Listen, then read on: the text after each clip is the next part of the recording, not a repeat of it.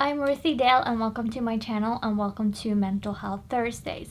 This week I want to be talking about taking the first steps, and if you want to know more, then keep on watching.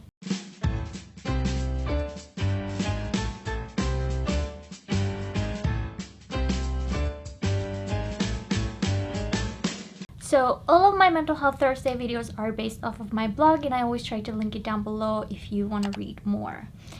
Now, taking the first steps, it's something that we usually don't pay attention to, something we don't notice, something we think is insignificant, simply because taking the first steps are so small, they're so tiny, we don't even notice them.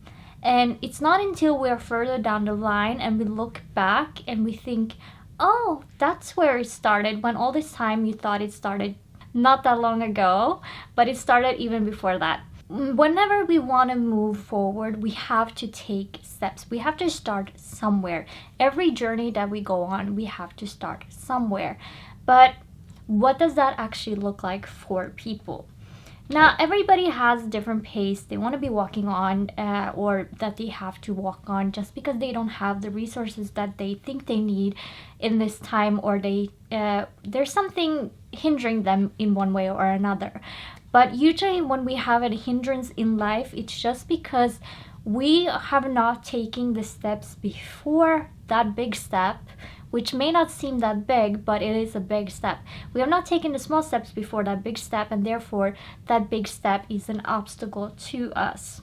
And sometimes if there is something we want to do, like practically, and there is an obstacle called finances, then the little steps we have to take before are saving where we can save. And that is going to be harder for some people than others, and it's going to take longer for some people than others, but it is those small steps that will take us where we want to be and where we need to be. And it's so easy to think that I just want to jump right into it and just do it right now and do everything from the point of view you think you need to have, and from that step you think you need to start on. But the thing is, whenever you start something new, you don't want to just jump in the middle of it and think you got it from there. That is when you're going to find so many obstacles before you even start moving. You're going to find tall walls built up that you cannot move past because you didn't start at the beginning. Now, for some people, starting at the beginning is just tickling with an idea that they have and then just running with that idea and getting familiar with it, or even starting to do research, learning about the topic or whatever they're interested in, or whatever they're starting. Learning about it and getting acquainted with it is how you can start. Sometimes it's a small step, as if you want to have a business opportunity, is stepping out into the world and building a network. Now, that is a little bit bigger of a step than, let's say, sitting at home at your computer and doing research, because you are stepping out in the world, but it's just a different kind of beginning.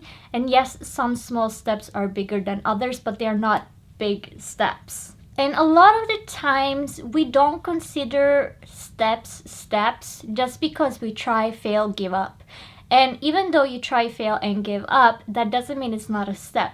And I think it's important to remember that you try again, and you try again, and then you can step back, take a look at the full picture and see if you can get at it from a different angle, or if you need to keep going with this, but there's something you need to learn, or you need an actual break, so that you can open your mind to new possibility, to new knowledge that is actually going to get you over the obstacle that you're facing. Because if you're failing, there is an obstacle you're failing at and you can't get past, and you need to get past it. So sometimes it just takes time where you step back and do nothing, so that you can get a refreshed mind, you can get a new perspective. There are things you learn along the way. And sometimes the obstacle is the fact that we have no patience, meaning we fail, or we don't we don't advance at the pace that we want to advance at, meaning we don't move forward at the tempo we want to be moving forward at. And so we think we're stuck, but in reality we are not really stuck. We just need patience. and we just need to keep pushing. Now, if you think about the invention of light bulb, the guy who created it said that he tried, what was it, 2,000 something times to create it, but he failed every time. But he didn't consider them fails. He considered them that is not the right way to do it. And if you think about your fails in that way, I think you're going to have a more positive spin on your life, and it's going to actually help fuel you to go more at it, to get it the right way. Because you may not have failed, you're just doing it the wrong way, or you're doing something slightly wrong, which yes, technically that is a fail, but that just means you know what not to do in the future, and whenever you come to another obstacle in the future, you know what doesn't work. So even if you fail, you're learning something and you are improving because you now know what doesn't work. And I know it can be frustrating, but sometimes just stepping away and just taking a breath and just relaxing is the way to go. And there is no shame in stopping and starting and stopping and starting, or continuing if that is what you're doing. There is no shame in that, because everybody works at different pace, and whatever super fast may not work for you. Super slow is your pace, then roll with it.